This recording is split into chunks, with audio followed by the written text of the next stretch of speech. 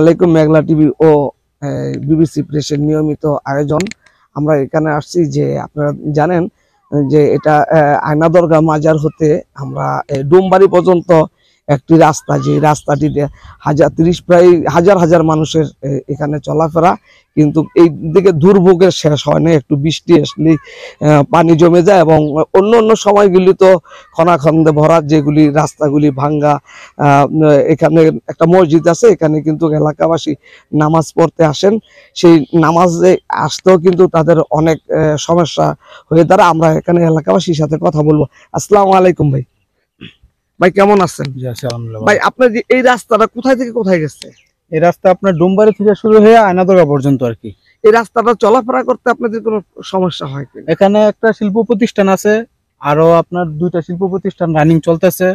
এখানে প্রায় আপনার শিল্প প্রতিষ্ঠানে প্রায় 50-60 জনের মতন কাজ করে, ওরা যাতায়াত করতে পারে না ঠিক মতন। তারপরে এখানে একটা দরগা আছে, সুফি দরগা। এই দরগায় প্রায় প্রতি বৃহস্পতিবার হাজার হাজার মানুষের সমাগম হয়, কিন্তু মানুষ আপনার এই রাস্তার কারণে মানুষ আসতে পারে না। আর একটু বৃষ্টি হইলে আপনার মনে করেন রাস্তা ভেঙে যায়। এখানে যেরকম ভাঙছে তার থেকে আরো অনেক বেশি ভাঙ্গা পিছনে, মানে আপনার আমাদের গাড়ি ঢুকে না। আমরা এই নিজেদের উদ্যোগে আপনারা ঠিক করি, যেগুলো দিচ্ছি সব নিজেদের উদ্যোগে। এখানে যে আপনাদের যে চলাফেরা, স্কুলের ছাত্রছাত্রী আছে, নামাজ পড়তে আসেন, সেই জায়গাগুলি আপনি যদি বলতেন। এখানে আপনার মনে করেন ধরেন যখন বৃষ্টি হয়, তখন যখন মুসলিম নামাজ পড়তে আসে, দেখা যায় নামাজ পড়তে মনে করেন আসার কোনো সিচুয়েশন থাকে না, জামা কাপড় নষ্ট হয়ে যায়। তারপরে অনেক সময় দেখা যায় আপনার মনে করেন অনেক মুরব্বী আছে যারা নামাজ পড়তে আসে, ওরা দেখা গেছে আপনার মনে করেন এই যে আপনার এই ভাঙ্গা রাস্তার মধ্যে অনেক সময় পা পিছলে পড়ে যায়, অনেকে দুর্ঘটনার সম্মুখীন হয়েছে মুরব্বীরা। তারপরে স্কুলের ছাত্রছাত্রীদের তো মনে করেন চলার কোনো ব্যবস্থা নেই, এই রাস্তা দিয়ে গাড়ি দিয়ে যাতায়াত করতে না, হাইটা যায়, কেউ চকদা যায়। মানে এইখানে এই মানে যে রাস্তা যেটা আছে রাস্তা হিসাবে, মানে এটা থেকে মনে করেন জনগণ কোনো প্রকার কোনো উপকার পাইতেছে না। এই জায়গার মানুষগুলি এখানকার সোজা রাস্তাটা যদি যেত তো অনেক সময় বাঁচত। হ্যাঁ অবশ্যই, এখন ঘুরে যেতে হয়।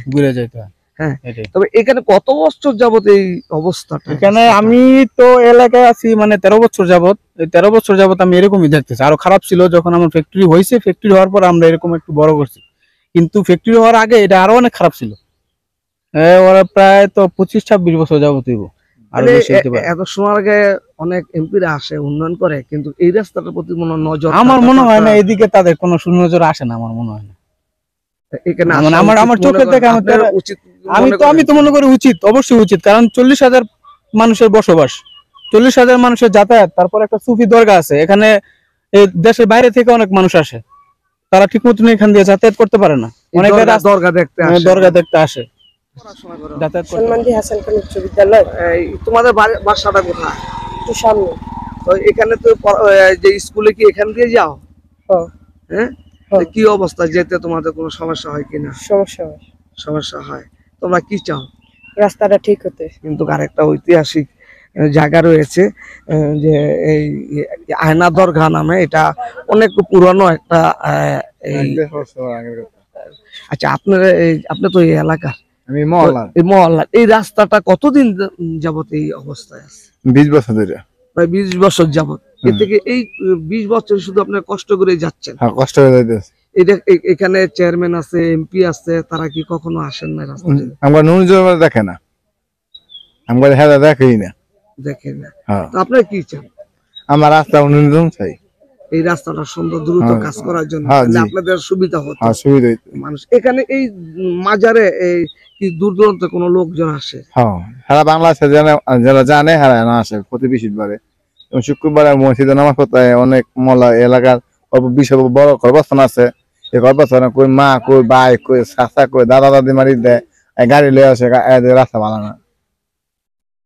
এখন আপনারা কি চান? আমরা উন্নয়ন চাই, রাস্তা চাই, দ্রুত কাজটা হচ্ছে। হ্যাঁ, দ্রুত কাজটা হইতে। তো আমরা কিন্তু দর্শক এই এলাকাবাসীর সাথে কথা বলেছি।